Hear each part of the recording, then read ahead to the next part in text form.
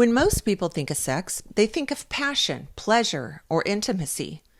But in the hands of a narcissist, sex becomes something far more sinister. It becomes a weapon. What looks like desire is often manipulation. What feels like closeness is really control, and what should build connection is instead used to tear it down. It's a cruel irony. The very act that has the power to unite two people is twisted into a tool that isolates, confuses, and enslaves. Survivors often describe the sexual dynamic with a narcissist as both intoxicating and a cycle of reward and rejection that keeps them hooked. And that's exactly the point. For the narcissist, sex isn't about love. It's about leverage.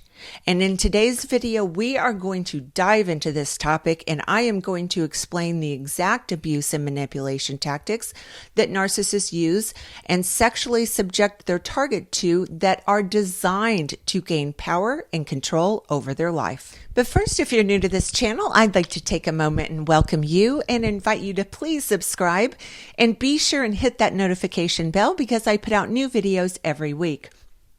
Also, if you are interested in private one-on-one narcissistic abuse recovery coaching sessions with me, or if you'd like information on my course on how to break trauma bonds for good, or if you'd like to join our private community of survivors where we have bi-weekly group coaching sessions, all the links are listed in the description below. So today we're talking about the narcissist in sex and how they use sex not as a vehicle for connection and love, but as a vehicle to gain power and control over your mind and life. And the first thing we're going to talk about is how they incorporate the reward and punishment cycle into their sexual interactions with you. Narcissists are masters at turning sex into a system of rewards and punishments. When you're doing exactly what they want, feeding their ego, meeting their needs, staying quiet about your own, they'll often reward you with passion and attention, and it feels intoxicating. In those moments, it's not just about sex, it's about validation. They make you feel chosen, wanted, even irresistible, and the intensity can be addictive. But the second you stop playing by their rules, if you express a boundary, call them out, or simply fail to meet their impossible standards, they pull the rug out from underneath you. Suddenly, the affection disappears. They withdraw physically and emotionally, leaving you feeling unwanted, undesirable, and desperate to get back in their good graces. This constant push and pull trains you without you even realizing it. Your nervous system learns to equate their approval and intimacy with safety, while their rejection feels like abandonment and danger. That dynamic is what keeps so many survivors hooked. Now, sex isn't just about desire, it's about survival. You end up working harder and harder to earn back the closeness they've withheld, even if deep down you know it's manufactured and manipulative. Over time, this cycle breaks down your sense of self, conditions you to tolerate less and less respect, and keeps you stuck chasing crumbs of affection as though it were proof of love. Next, the narcissist will use sexual starvation as domination. One of the most cruel tactics a narcissist uses is deliberately starving their partner of intimacy. And please understand, this isn't about the normal ebb and flow in a relationship or times when one person isn't in the mood. It's calculated. The narcissist knows that withholding affection creates insecurity, and they thrive on the power it gives them. When they deny you sex, it's not just the physical act they're withholding.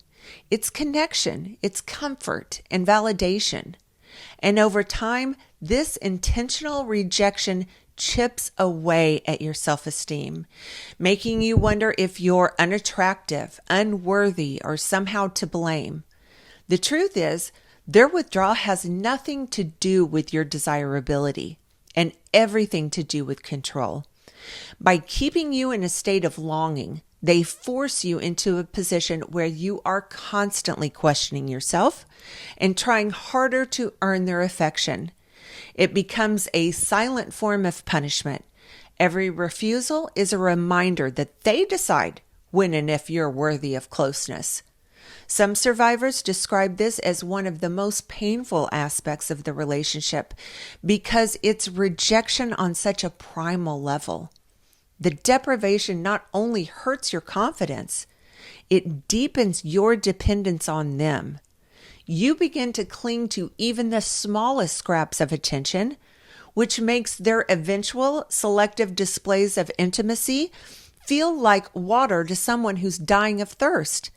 And that's exactly how they tighten their grip, by turning something as natural and human as sexual closeness into a tool of domination. Next, narcissists will use weaponized seduction. In the beginning, the narcissist seduction feels like a dream come true. They come on strong, intense eye contact, endless compliments, passion that sweeps you off your feet. The sexual connection feels almost magical, like nothing you've ever experienced before. But what most survivors don't realize at first is that this seduction isn't about love or even genuine attraction. It's about control. They use sex like a magician uses sleight of hand, drawing your attention to the rush of desire so you don't see the manipulation happening underneath. Whenever there's conflict, suspicion, or you start to pull away, they know exactly how to reel you back in with overwhelming charm, intoxicating intimacy, and promises of closeness that make you question your doubts. You need to understand this isn't just sex, it's strategy. The narcissist uses seduction to reset the game whenever they fear losing their grip on you. It's how they blur the lines between affection and abuse, keeping you hooked through your body even when your mind is screaming for freedom. The cycle becomes predictable. They wound you with coldness, betrayal, or cruelty, and then sweep you back into their arms with fiery passion that feels like reconciliation, but is really just another layer of control. What makes it so dangerous is that your nervous system bonds to both, the pain of rejection and the relief of being desired again. That's why the seduction feels so irresistible. It isn't proof of love. It's a weapon designed to keep you captive. Next, the narcissist will use humiliation in the bedroom. For many survivors, one of the hardest things to talk about is the way narcissists use humiliation during sex. It can be overt in the form of insults, comparisons to past partners, cruel comments about your body, or it can be subtle, like mocking your desires, ignoring your boundaries, or withholding praise so you're left feeling inadequate. Either way, the goal is the same, to break down your confidence and to make you doubt your worth. Because when they can strip you of dignity in such a vulnerable space, they know they've secured another level of control. What should be a place of safety and connection becomes instead a stage for dominance and degradation. This form of humiliation is especially damaging because it twists something intimate and sacred into a weapon that cuts very, very deep. Survivors often carry shame long after the relationship ends, replaying those cruel words or moments of rejection as if they were true. But they were never true. The humiliation is projection, a way for the narcissist to offload their own deep insecurity by making you feel small. And by tearing you down sexually, they ensure you'll work harder to prove yourself, to earn back approval, to silence the voice inside that whispers, maybe you're not enough. In reality, the humiliation says far more about their emptiness than it ever does about you. But while you're caught in it, it feels like a poison that seeps into your identity, keeping you tethered to their control even outside of the bedroom. Next, narcissists will use the illusion of intimacy. One of the most confusing dynamics with a narcissist is how they use sex to create the illusion of intimacy. When they turn on the charm and give you their full attention in the bedroom, it feels like you have finally broken through their walls. For a moment, it seems like the real connection you've been longing for is finally there, that maybe, deep down, they really do love you. But what's happening isn't emotional closeness at all. It's a performance. Narcissists know that sex can mimic intimacy, and they exploit that to keep you tied to them. The intensity is designed to blur the truth, that outside of those moments, they remain cold, distant, and emotionally unavailable. This is why so many survivors feel disoriented and conflicted. The contrast between the passion they show in bed and the cruelty or neglect that follows outside of it makes you second guess yourself. You cling to those fleeting moments of closeness, convincing yourself that they reveal who the narcissist really is, when in fact, those moments are just another mask. The illusion of intimacy is one of the strongest hooks they use because it feeds your hope that the relationship can be saved if only you can get back to that place. But it isn't love, and it isn't real connection. It's nothing more than an illusion meant to keep you chasing something that was never truly there. Next, the narcissist will sexually exploit your vulnerabilities.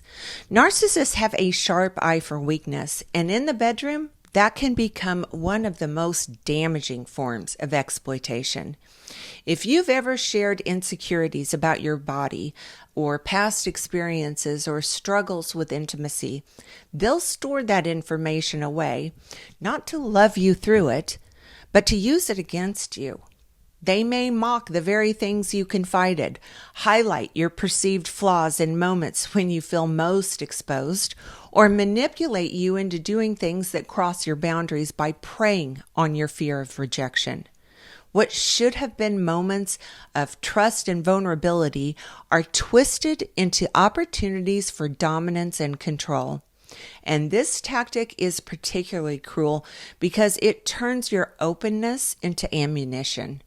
Survivors often describe how they felt tricked, as though their deepest wounds were handed back to them like a weapon.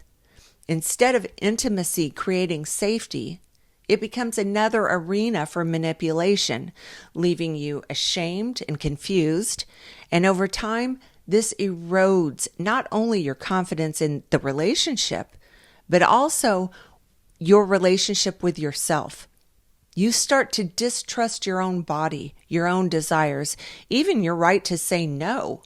And that is the narcissist's intention, to keep you disempowered by making your most vulnerable truths feel like liabilities rather than strengths. It's a betrayal that lingers long after the relationship ends until you reclaim those parts of yourself and begin to see that your vulnerabilities were never flaws. They were just exploited by someone who thrived on control. Next, the narcissist will utilize withholding after betrayal. When a narcissist cheats, flirts openly, or triangulates you with someone else, the betrayal alone is devastating. But what often makes the wound even deeper is how they follow it up with sexual withholding. Instead of showing remorse or trying to repair the damage, they pull away physically, leaving you starved for closeness at the very moment you most need reassurance. And it's not accidental, it's strategic. By denying you intimacy after betraying you, they shift the power even further in their direction. You're left questioning yourself, wondering if their infidelity was your fault, if you somehow weren't enough, if maybe you need to work harder to win them back. In reality, their withholding is designed to keep you off balance and desperate. The cruelty of this tactic is that it compounds the trauma. Not only do you feel discarded by the betrayal itself, but also abandoned in the one place that should provide healing and reconnection. Narcissists use this as leverage because the more unwanted and insecure you feel, the easier it is for them to maintain control. They hold intimacy hostage, dangling it like the possibility of it is a prize that you must earn back, while they continue to feed their ego elsewhere. Survivors often describe this as one of the lowest points in the cycle, the place where self-blame runs deepest and hope feels most fragile. But that pain is not proof of your inadequacy. It's proof of their calculated cruelty. Withholding after betrayal is never about your worth. It's about their need for power. So in closing, in the end, the narcissist's use of sex as a weapon isn't about passion. It's about power. What should be an expression of connection becomes a stage for manipulation, conditioning, and control. They turn love into currency, intimacy into leverage, and vulnerability into ammunition, all while convincing you that you're the problem. The irony is that for all of their games, narcissists never actually experience the very intimacy they work so hard to counterfeit. They spend their lives chasing power in the bedroom while running from the one thing they can't stomach, true closeness and real intimacy. And that's the real tragedy. Not just for the people they entrap, but for themselves. Because in the end, the narcissist may win battles of control, but they lose the war of ever knowing what real intimacy feels like.